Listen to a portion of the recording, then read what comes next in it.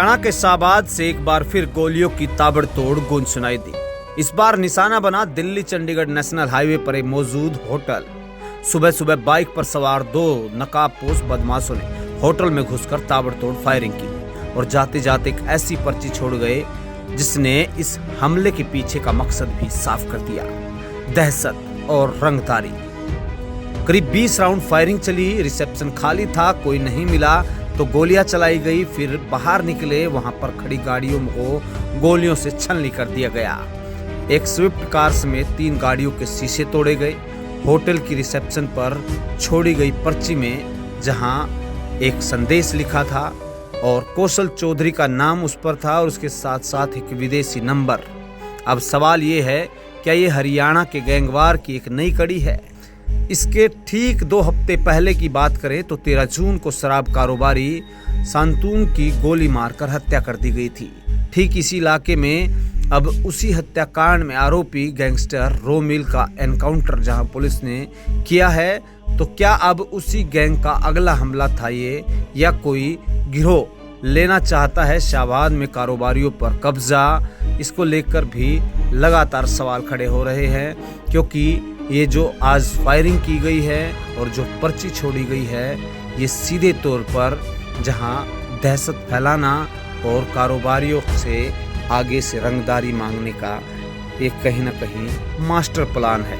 मेरे इस पे अमन होटल पे फायरिंग हुई है, कोई 20-1 राउंड, जिसमें कुछ कारों की गोली चली है, कुछ शीशों पे लगी होटल के, और 2 बदमाश मोटरसाइकिल पे आए थे और यहाँ पे फायरिंग कर दे गए हैं। तो पर्ची छोड़ दी? पर्ची एक छोड़ के गई है जिसकी जांच कर रहे हैं।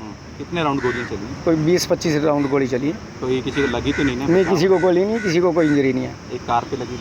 कारों पे तो लगी है, 1-2 कारों पे शीशे टूटे हैं। हाँ। जिन्होंने हंडराने के लिए बाहर फायरिंग करी है। हाँ। तो टीमें गठित कर दी है। टीमें अब इसमें 7-8 टीमें हमारी लगी हुई हैं। कुछ एक कैमरे जांच कर रही हैं, कुछ एक जो गैंगस्टर हैं उनके बारे में इंफॉर्मेशन ले रहे हैं। जल्द पकड़ लिया जाएगा आरोप को? बहुत जल्दी पकड़ लिया जाएगा। क्या हुलिया साहब किस तरह? 2 पतले से लड़के हैं, एक ने नीली चकदार और एक ने वाइट सी वो डाल रखी है, और बिना नंबर की एक बुलेट मोटरसाइकिल का यूज होना पता चल रहा है अभी। तो बाकी सीसीटीवी से क्लियर होगा। दहशत फैलाना मकसद है?